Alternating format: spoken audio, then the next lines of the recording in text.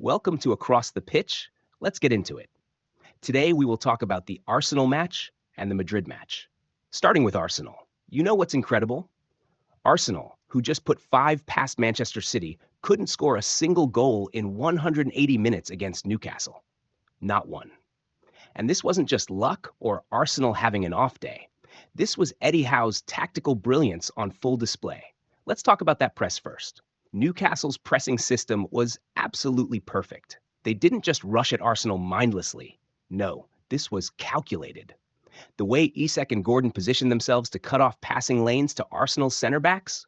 Brilliant. They basically forced Arsenal to play through areas where Newcastle had numerical superiority. But here's what really caught my eye: the man-to-man marking in midfield. Bruno, Guimaraes, and Tonali weren't just sitting in their positions, they were actively following Arsenal's midfielders everywhere. This completely disrupted Arsenal's usual build-up play. You could see Odegaard getting frustrated because he couldn't find those pockets of space he usually operates in. The defensive organization was something else entirely.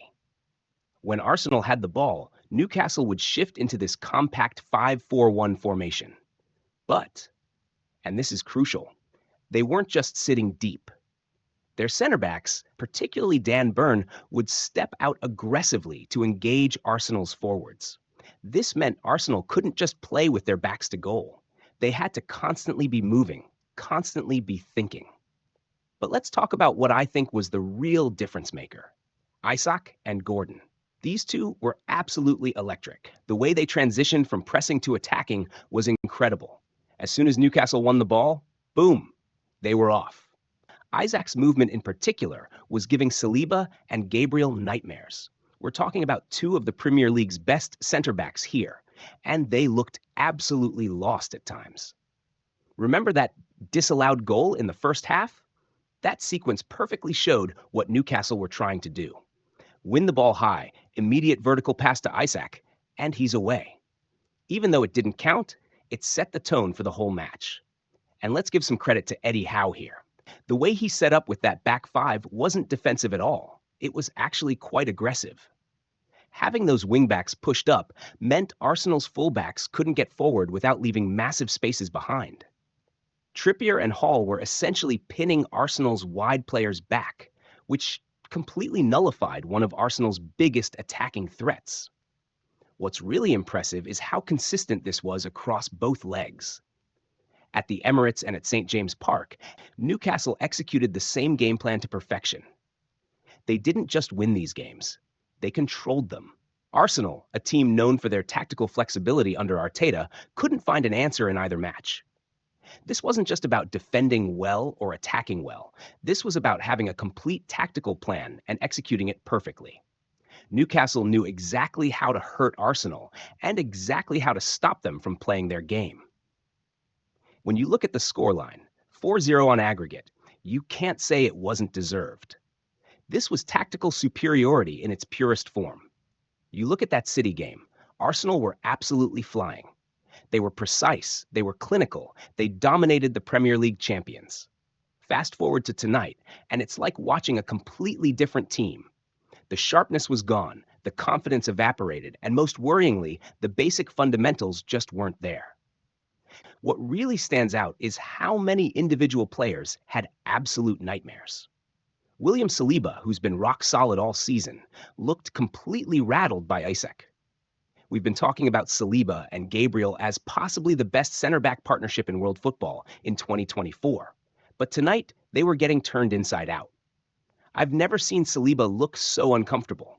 His positioning was off, his decision-making was poor, and he just couldn't handle the movement and pace of Newcastle's attack. But it wasn't just Saliba. Timber had such a bad game that he got substituted. This is a player who was brilliant against City, but tonight, he looked completely out of his depth. Partey was giving the ball away constantly, something we just didn't see from him on Sunday. The mental fatigue was evident in how many unforced errors there were. Let's talk about that Raya mistake for the second goal because it absolutely killed the game. When you're trying to mount a comeback, your goalkeeper cannot be making errors like that. It's these kinds of mistakes that make you question the mentality of this Arsenal team in big moments. Speaking of big moments, we need to address Martin Odegaard. Your captain in a semifinal has to convert these chances. He hit the post when he really should have scored, and that moment felt massive. If that goes in, maybe we're having a completely different conversation. But this isn't the first time. Remember the penalty miss in the FA Cup? These are the moments where your captain needs to step up. The most concerning thing wasn't just the errors or missed chances, it was the complete lack of fight once things started going wrong. Remember at Wolves when they went down to 10 men?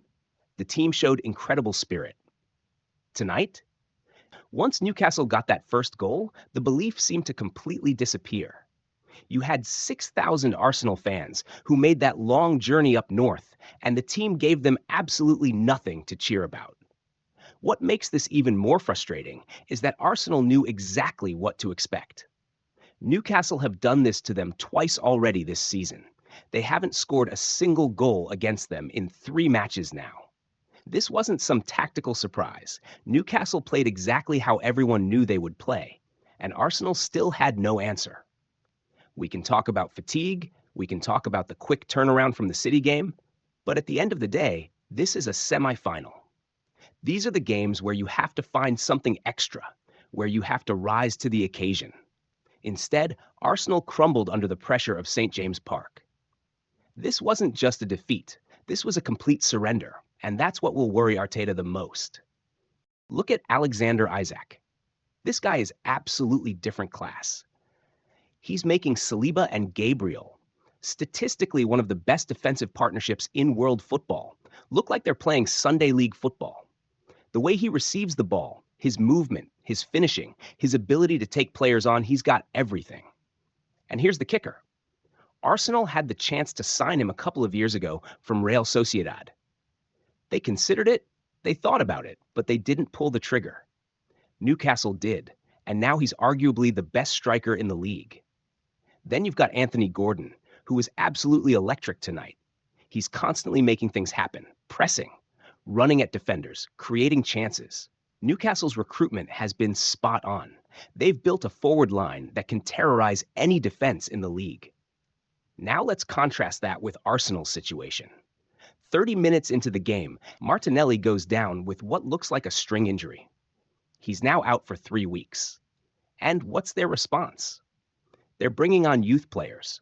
Look, Ethan Nwaneri is talented, but in a cup semifinal, when you're trying to overturn a 2-goal deficit, your option off the bench shouldn't be a 17-year-old kid. This is what happens when you don't strengthen in January. Arsenal are in multiple competitions. They're in the Champions League. They're challenging in the Premier League. But they've taken a massive gamble with their squad depth. They're essentially betting that all their forward players will stay fit between now and the end of the season. That's a huge risk, and tonight we saw exactly why.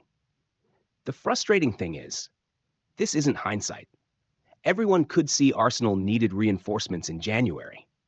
When Jesus got injured, that should have been the final warning sign. But instead of addressing it, they've left themselves short. And now, if Havertz gets injured, who plays up front? They're looking at a situation where they might have to rely on youth team players in crucial matches. What makes it even more painful is watching Isak tonight. Arsenal fans know he's Arteta's top target, but the reality is that ship has probably sailed. Newcastle aren't going to sell him unless it's for some astronomical fee. We're talking £150 million plus. And even then, why would he want to leave? Newcastle have ambitious owners. They're pushing for Champions League football, and they're building something serious. This is the difference between taking risks in the transfer market and playing it safe. Newcastle spent big on Isak when some people questioned the fee. They invested in Gordon when some thought they were overpaying. But look at the results. They've got a forward line that can compete with anyone in the league. Meanwhile, Arsenal are left hoping their limited options can somehow stay fit and in form for the rest of the season. It's a stark reminder that in modern football, you can't stand still. When you have the chance to strengthen, you have to take it.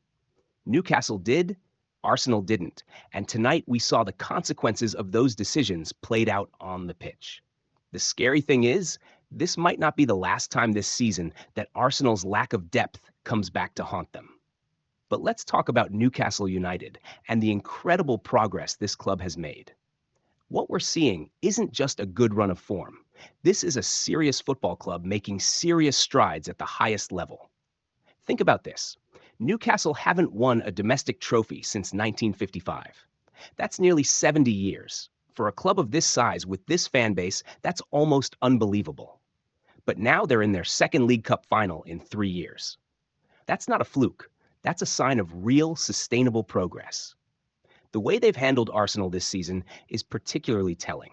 3 games, 3 wins, and Arsenal haven't scored a single goal. And remember, this isn't just any Arsenal team.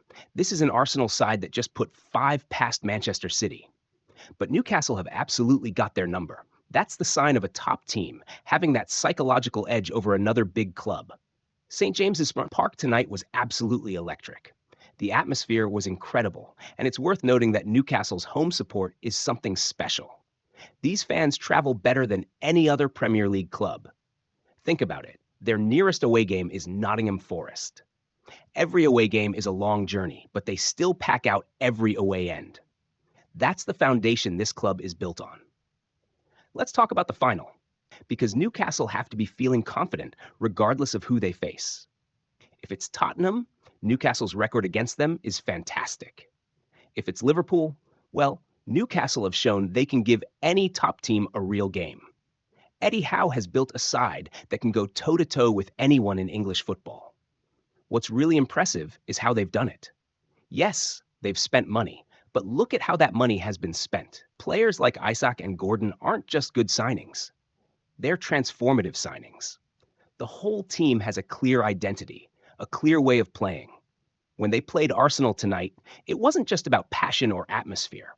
It was about tactical excellence.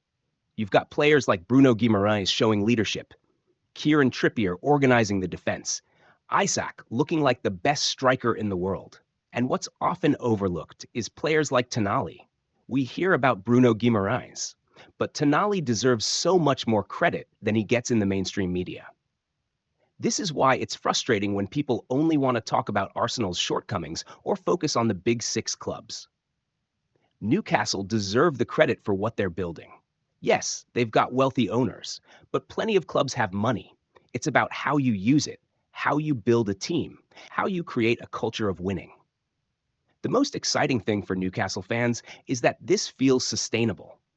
This isn't a cup run built on luck or a few individual performances. This is a well-drilled, well-organized team with quality all over the pitch. They're competing in multiple competitions, they're pushing for Champions League places, and they're doing it while playing attractive, effective football. If they can go on and win this trophy, it would be massive for the club. Not just because it would end that long wait for silverware, but because it would validate everything they're building. It would be proof that this project isn't just about potential. It's about delivering real success. For a massive club that's been starved of trophies for so long, that would mean everything. Oh my goodness. Let me tell you what just happened. Real Madrid have beaten Leganes 3-2 and they're through to the Copa del Rey semifinals. But what? A finish. Listen, this game had everything. Complete roller coaster of emotions. Before I break down this ending, let me set the scene for you. Real Madrid started strong, going up 2-0 in the first 25 minutes. Modric opens the scoring. Beautiful switch of play from Valverde to Rodrigo. Great touch, and Modric finishes it. Then, literally 5 minutes later, Endrick makes it 2.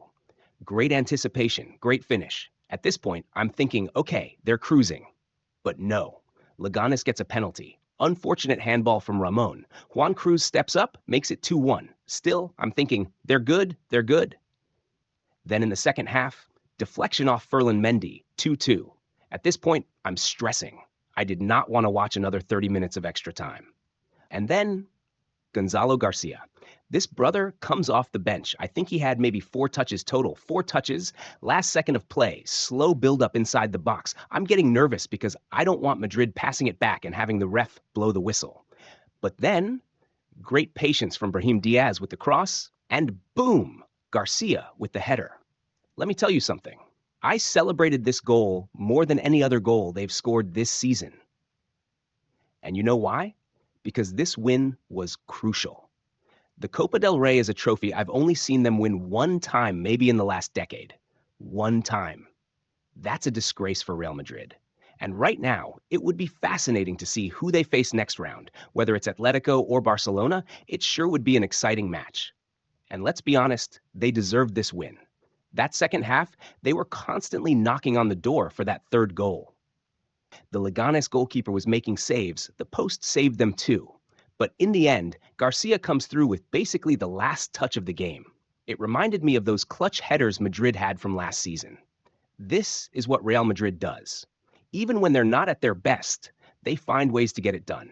That's why they're Real Madrid. And now they're in the semifinals, one step closer to that Copa del Rey trophy. What a finish. What a game. What a night for Gonzalo Garcia and Real Madrid. Let me tell you about this lineup today. When I first saw it announced, I thought Carlo was finally listening to the fans.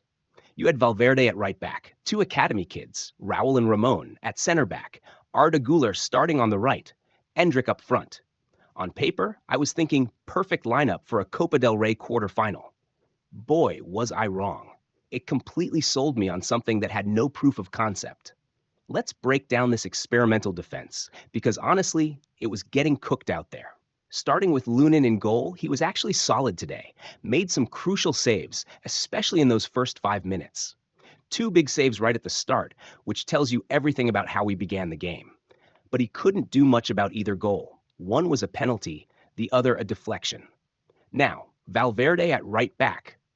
Look, he was okay, but he needs to play way better on Saturday against Atletico. He's going to be their right back against Man City too. He's literally their best option there now. And it's kind of annoying that he had to play 90 minutes today because the man needs rest. The center back pairing, oh my days. Raul Asensio was disappointing compared to what we've seen from him this season. Yes, he made a few good tackles, but this wasn't one of his good performances. And Jacobo Ramon. Brother, you had your opportunity, and you blew it. I don't even blame him for the penalty. His arm was in a natural position. These handball rules are stupid. But defensively, he was getting beat, looked a bit slow. His passing from the back was shaky. Leganes knew exactly what they were doing. Press these inexperienced center backs, and it worked. Moving to the attack, Arda Güler. I've been fighting for him to get minutes, but today was mid. Very disappointing. The right wing was non-existent when he was on. Yes, he did some good defensive work, but that took away from what he offers them offensively. Endrick, similar story. He got his goal, which is positive, but it was a tap in after a deflection. I'll give him credit for positional awareness, but overall, not the performance Madrid fans were hoping for from him. You know what makes this worse? They've got Atletico Madrid on Saturday. I watched them put 5 past Sevilla in their Copa match, and then they've got Manchester City coming up. Right now, their back line is in shambles. Alaba's out, Rudiger's out, Camavinga's out. They're missing Jude, and Mbappe wasn't even playing today. This is why their fans are furious about the January transfer window. If only there was a time during the season where you could strengthen your squad. Oh, wait. The window exists, but apparently the club doesn't know about it. Now they're stuck with a makeshift defense for potentially the 2 biggest games of their season so far.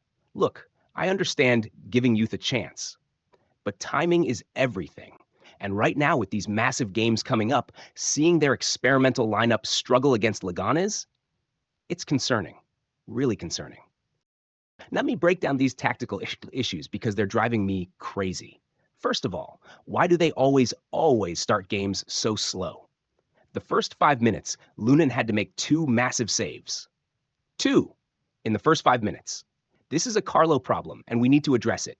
Look, I'm going to be real with you. They're relying on individual brilliance every single week, and it's getting crazy.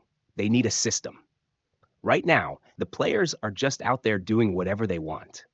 And yes, you need to have some freedom. I get that. But you also need to find a way to let them play their football within a system that gets the best out of everyone. Right now, too much freedom. Way too much freedom. Let's talk about that first half. Even though they went up 2-0, Leganes was the better team. Think about this. They only had 3 shots in that first half. 3. And they scored from 2 of them. Meanwhile, Leganes was dominating the midfield battle. Their pressing was excellent. They had a clear game plan. Press Madrid's inexperienced center backs, control the midfield, and it was working perfectly.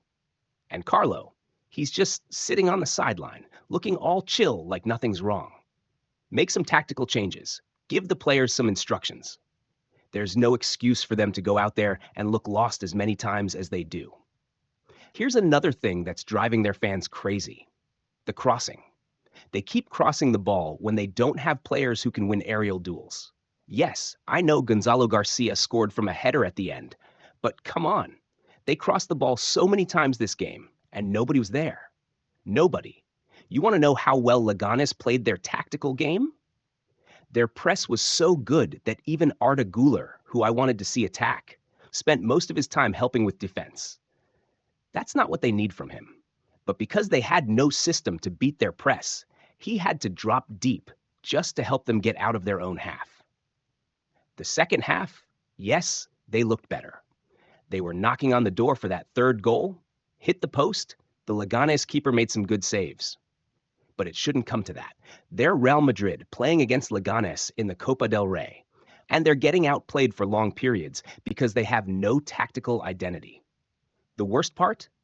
This was actually the easiest game they're going to have over the next week. If they're struggling to impose their style and control the game against Leganes, what's going to happen against Atletico's pressing, against City's attack? I'll tell you what Carlo needs to do. Stop relying on individual brilliance. Give them a system. Give them some actual tactics. Because right now, they're playing football without a plan, and against the big teams coming up, that's not going to be enough. Not even close. If you've made it this far, I appreciate you a lot. This has been Across the Pitch, over and out.